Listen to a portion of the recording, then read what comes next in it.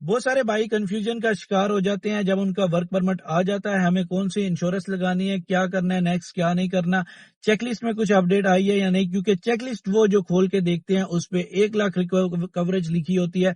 वो कौन सी होती है पूरी वीडियो में बताता हूँ, कहाँ से वो देखते हैं, क्या होता है सिस्टम। तो चले मेन वीडियो में चलते हैं और आपको चल के बताता हूँ।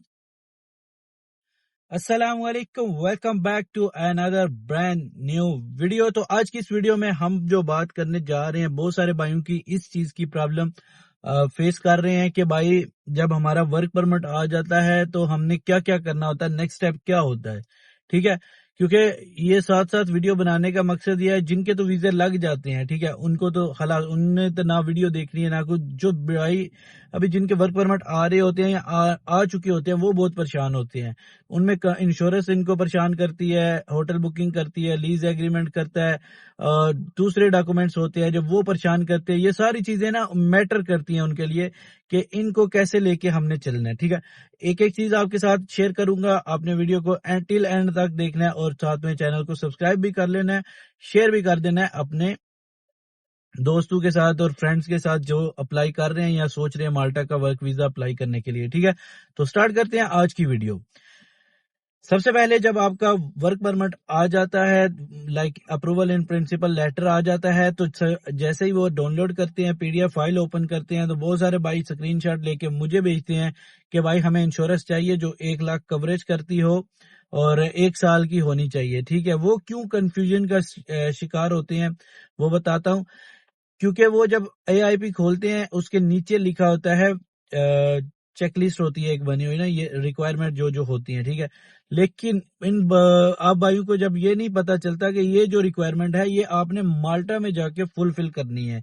करंटली बेस अगर आप कतर में है, यूएई में है, इंडिया में है, पाकिस्तान से आके आउट ऑफ कंट्री अप्लाई कर रहे हैं, या फिर आप बांग्लादेश में है, या फिर आप नेपाल हैं, या किसी भी इन कंट्रीज में, इंडोनेशिया, मलेशिया वगैरह में, सऊदी अरब वगैरह में, दुबई वगैरह में हो, तो फिर आपके लिए ये रिक्वायरमेंट्स नहीं है। ठीक है, वो रिक्वायरमेंट होती है टेम्परेरी रेजिडेंस कार्ड बनाने के लिए। जहां जब आप वहां पहुंच जाते हैं तो आपकी एक आईडी बनती है, उसको बनाने के लिए आपको एक रिक्वायरमेंट फुलफिल करनी पड़ती है, जो कि 1 लाख यूरो कवरेज होनी चाहिए इंश्योरेंस की और साथ में 1 साल की होनी चाहिए। ठीक है, अब यहाँ पे बहुत सारे कंफ्यूज हो जाते हैं लोग भाई कि हम 1 लाख वाली बनानी है या कौन सी। तो भाई इस ये में परेशान होने की बात नहीं है, आपने जस्ट सिंपल 30,000 यूरो वाली कवरेज वाली इंश्योरेंस बनानी है और 180 डेज कवरेज वाली बनानी है। ठीक है, अब बहुत सारे भाई पूछते हैं कि भाई नाम क्या है।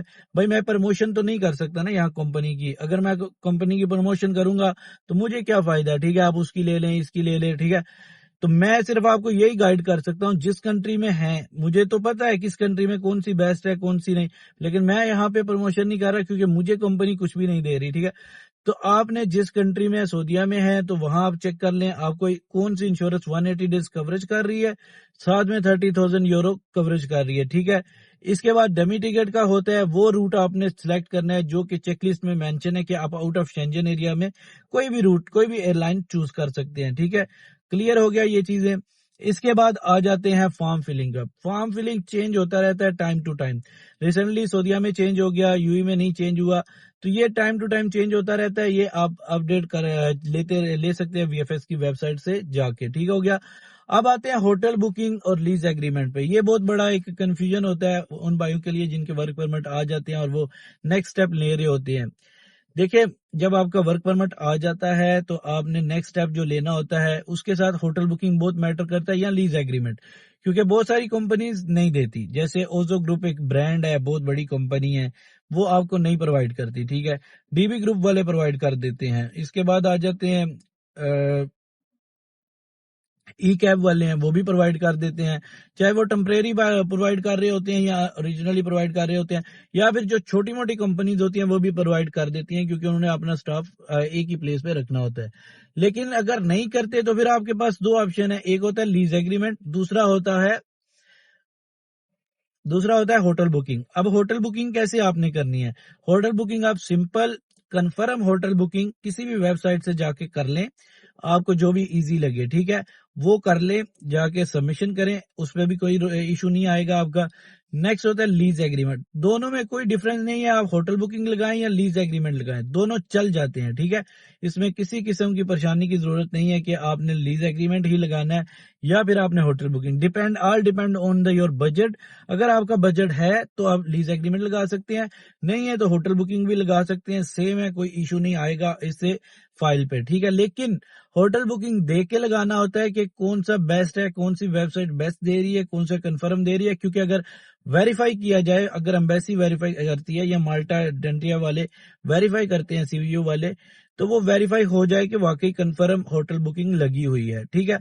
ये ना हो कि आपने ऐसे ही लगा दिया हो तो वो चल ना रहा हो, ठीक है। ये आपने जरूर देख लेना है। ये है मोस्ट इंपॉर्टेंट जो चीजें आपने अपनी तरफ से अरेंज करनी है। बाकी जितने भी डॉक्यूमेंट्स होते हैं वो जस्ट नॉर्मल होते हैं, जिस कंट्री में आप रह रहे होते हैं उसी के रिगार्डिंग होते हैं। और बाकी जितने भी बाहर माल्टा से आते हैं, कंट्रैक्ट हो गया, इन्विटेशन लेटर वगैरह वगैरह, जो भी डॉक्यूमेंट्स होते हैं वो आपने साथ अटैच करने होते हैं। तो ये सिंपल सी चीजें हैं, मतलब इतना कोई इसमें आर्गूमेंट या परेशान होने की जरूरत नहीं है। आपने सिर्फ इस पे लगाना है और यही फोकस करना है जो मैंने बताया है, तो आपका वीजा इंशाल्लाह लग जाएगा। ऑल अबाउट द वीजा, बहुत सारे भाई पूछते हैं कि वीजा 100% लगेगा, तो visa all depend on the CVU, Malta government और डेंटिया, ये उन पे डिपेंड करता है। आप सब कुछ सही भी लगा लें, कभी कभी वीजा रिजेक्ट हो जाता है।